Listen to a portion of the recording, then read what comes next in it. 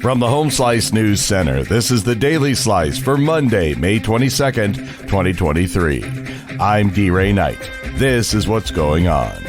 According to a new study, there's a lack of civil legal aid services across South Dakota. The recently published statewide legal needs assessment was a partnership between East River Legal Services, Dakota Plains Legal Services, and Access to Justice. The study surveyed and conducted in-depth interviews with community partners and potential clients across South Dakota. What is unique to the South Dakota civil legal crisis is the lack of lawyers in rural areas, leaving many people to represent themselves in court. South Dakota is also facing a women's health care shortage. Amy Rose has the story. Amy. South Dakota is a leading state for maternity care deserts, which is a county without a hospital or birth center offering obstetric care. And according to the U.S. Health Resources and Services Administration, 46 of South Dakota's 66 counties do not have obstetric providers. And the state is struggling to keep up with the demand of OBGYNs. And also, according to the American College of Obstetricians and Gynecologists, South Dakota is one of 5 states that does not have an obstetrics residency. The Rapid City Parks and Recreation Department is requesting 8 projects to be included in the 2028 Capital Improvement Project budget. The cost for these 8 improvements would be over $2 million. The projects include maintenance, upkeep, park shelter replacements, and replacing aging playground equipment.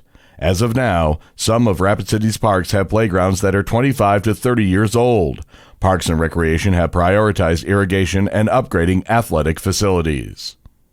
In national and international news, Senator Sen Scott of South Carolina is set to announce his bid for president.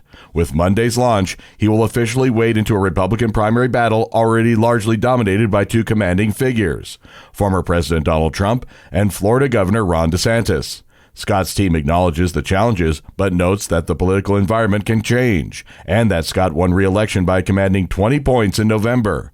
Also, that Scott has more money to start his campaign than any presidential candidate in history. In addition to Trump and DeSantis, he will enter a field that includes former United Nations Ambassador Nikki Haley and former Arkansas Governor Asa Hutchinson. Whoever is the GOP nominee, they may face an increasingly unpopular President Biden. Amy Rose has the poll numbers. Amy. That's right, D-Ray. According to a poll, just 33% of American adults say they approve of President Joe Biden's handling of the economy, and only 24% say national economic conditions are in good shape. Public approval of Biden's handling of the economy remains low in a time of high inflation, a difficult housing market, and concerns about a potential U.S. government debt default. American opinion is also gloomy about Biden's efforts on gun policy and immigration, with only 31% saying they approve of the president's performance on those hot-button issues. Overall, 40% say they approve of the way Biden is doing his job. Russia claims it has won control of Ukraine's eastern city of Bakhmut after a grinding 9-month conflict in which tens of thousands of fighters have died. But top Ukrainian military leaders say the battle is not over. Ukrainian officials acknowledge they now control only a small part of Bakhmut, but say their fighters' presence has played a key role in their strategy of exhausting the Russian military.